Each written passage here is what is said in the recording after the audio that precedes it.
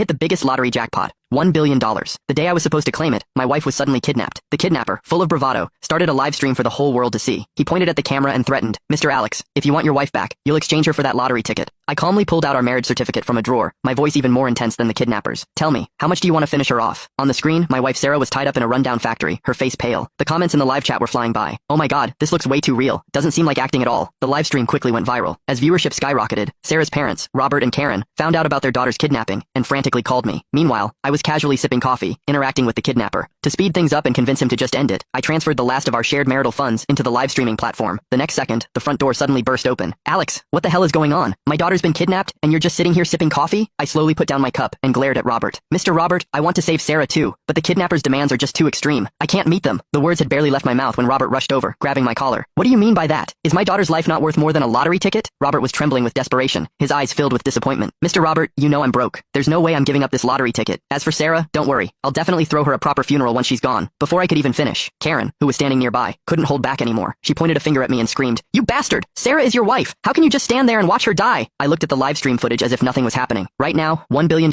is definitely more important to me than your daughter's life. Just then, in the live stream, Sarah yelled my name at the screen. "Alex, I'm pregnant. If you don't want 2 lives lost, hand over that lottery ticket now." At her words, the comments exploded again. "What? They're kidnapping a pregnant woman? That's absolutely sick. Ugh, this poor woman. It's been so long, and her husband still hasn't done anything." Exactly. Money can be earned back, but if you lose your life, you really lose everything. As the live stream comments kept flooding in, the kidnapper grew visibly excited. He held up his phone with one hand, while the other grabbed Sarah's hair and forced her to the ground. A heart-wrenching scream for help immediately echoed through the video. "Honey, save me!" Sarah struggled to lift her head, her gaze fixed on the screen, tears still glistening in her eyes. The live stream audience was horrified by the scene, frantically pulling out their phones to call the police. Karen, seeing her daughter's miserable state on screen, stumbled and nearly fainted beside me. "Alex, did you hear that? My daughter is pregnant." I quirked an eyebrow. "So what if it's a kid? Once I claim my prize, countless women across the country will be lining up to have my babies." After a few more screams, the kidnapper's eyes were blazing red as he stared at the screen. "Mr. Alex, I'm giving you 1 hour to decide. Money or your wife and child." Mid-sentence, he suddenly grinned. "Oh, and I should warn you, I'm not a very patient man. Every 10 minutes, I'll chop off one of your wife's fingers until she bleeds to death." I sighed softly at my phone screen. "Don't bother with the fingers. Just go straight for the head. There's no way I'm giving you that lottery ticket. Forget about it." I turned to Robert and Karen. "I don't think you two need to worry too much. The police might have already located the kidnapper by now. Even though the live stream's IP address showed it was outside the country, the police might still find him." But Robert slammed his hand on the table. "Alex, everything you have now, you owe to our family. What right do you have not to save my daughter?" He wasn't wrong. The Roberts weren't super rich, but they were far better off than me, a guy who came from humble beginnings. Even my current job was thanks to Robert's connections.